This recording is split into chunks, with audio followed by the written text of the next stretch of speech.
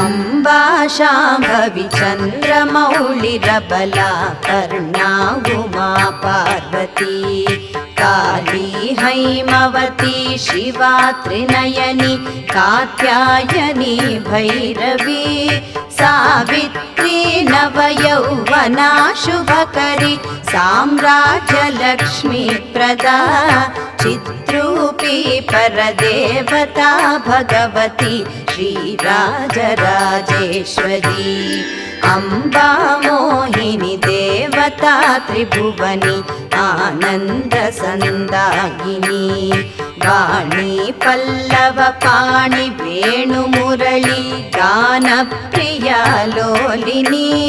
कल्याणी बुडुराजबिम्बवदना धूम्राक्षसंहारिणी चित्रूपी परदेवता भगवती